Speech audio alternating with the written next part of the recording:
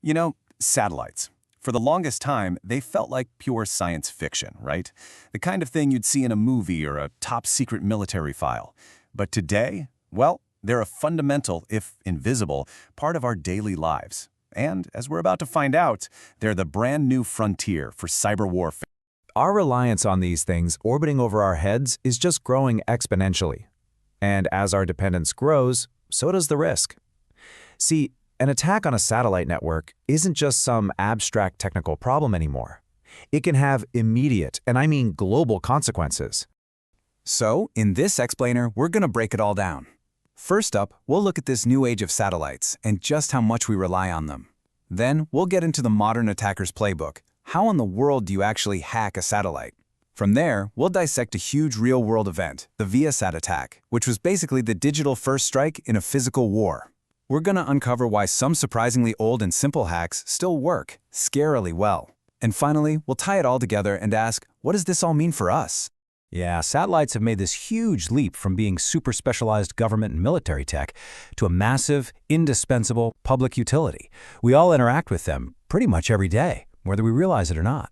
And if you want a sense of the scale we're talking about, just look at this number, 40,000. That's how many satellites SpaceX alone plans to have for its Starlink network in low Earth orbit. See, the old way was to put a few giant, really expensive satellites way up high. The new strategy? Flood low orbit with thousands of smaller, cheaper ones. And the reason is simple, much lower latency. That means way faster communication for all of us. And this is just how deeply they're woven into our lives. The GPS in your car, satellite TV and internet for rural homes, global military comms, it all runs on this tech. Even cool new features, like the ability for the latest Google Pixel or certain Verizon phones to send a text from the middle of nowhere with no cell service, yep, that's powered by these low-orbit satellites. So, with so much of our critical infrastructure now floating around in orbit, it's obviously become a massive target. Which brings up the question, how do you actually attack a satellite? Well, the most famous method is jamming. Just think of it like this. Whoever shouts the loudest gets heard. An attacker just blasts the satellite's receiver with a signal that's way more powerful than the legitimate one. And you can do this two ways. There's orbital jamming, where you aim right at the satellite in space and can even permanently damage it. Or there's terrestrial jamming, which is when you target the receiver on the ground. It's much more localized and usually reversible. But jamming isn't the only game in town. Attackers can eavesdrop on unencrypted signals, sometimes with pretty basic hardware. They can try to hijack control of the satellite systems, or, and this is a big one, they can launch a ground station attack. Instead of messing with the satellite in space, you just breach the control center on Earth. And once you're in there, you can do almost anything you want. And that brings us right to our case study. February 24th, 2022. It's the same day Russia launched its large-scale invasion of Ukraine. But at that very moment, a massive digital attack was already hitting the Viasat satellite network, the very network providing internet to Ukraine's military, its government, and its people. Now, this wasn't some stealthy surprise attack using a secret zero-day exploit. Not even close. The core vulnerability they used was disclosed all the way back in 2018. A year before the attack, security labs were already publishing details about how it was being actively used in the wild. And then, get this, the day before the attack, researchers publicly announced they were seeing mass scanning for this exact vulnerability, and it was coming from Russia. The warning signs were literally everywhere.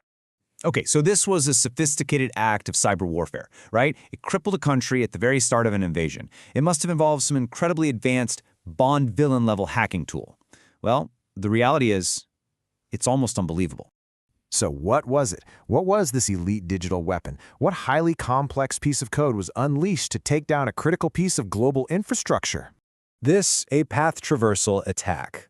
I'm serious, this is literally one of the first things you learn in a Web Hacking 101 course. It is an incredibly basic, old-school technique where you just trick a web server into letting you poke around outside of the public folder and into more sensitive parts of the system. And here is the official description of that 4-year-old vulnerability. It didn't just let an attacker look around. It allowed an unauthenticated attacker, that means anyone, anywhere on the internet, to download system files. And what was in those files? The username and password in plain text. No encryption, no hashing, just the literal keys to the kingdom sitting in a file ready for the take. This vulnerability had a severity score of 9.8 out of 10. That's about as critical as it gets. This wasn't some minor bug. This was a screaming 5-alarm fire that was just left unpatched for years on a device that was supposed to provide security. So let's walk through the whole attack chain. The attackers scanned the internet for this old vulnerability, and boom, they found one at a Viasat ground station in Italy. They used that simple path traversal bug to just download the plain text username and password. With those credentials, they just logged right into the network's management system. From there, they disguised the nasty piece of wiper malware to look like a routine software update. They pushed it up to the satellite, which then helpfully broadcast it down to thousands of user modems, permanently bricking them and wiping out internet access across the entire region. You see, this whole thing wasn't really a story about hacking a satellite in space. It was a story about how a shockingly simple flaw on the ground can have massive consequences up in orbit.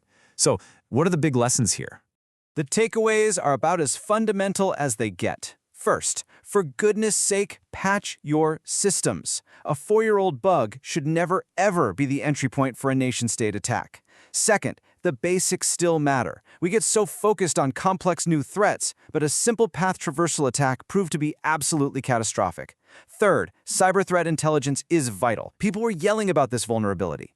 And finally, remember that security is a chain. The satellite itself was fine. The attack only worked because they found the weakest link right here on the ground. And this table really lays out the cascade of failures. The device, which was supposed to be a security appliance, allowed unauthenticated access to its own files. It stored the most sensitive credentials you can imagine in plain text, and the entire ecosystem around it failed to make sure a critical 9.8 severity patch was applied for 4 years. Each failure just made the next one even worse. So I'll just leave you with this thought. The Viasat attack wasn't a failure of amazing space technology. It was a complete failure of the most basic cybersecurity principles, right here on Earth. So if a known, publicly documented 4-year-old bug can be used to take down an entire satellite network during the opening hours of a war, it really makes you wonder just how secure are the foundational tools and systems that we all rely on every single day.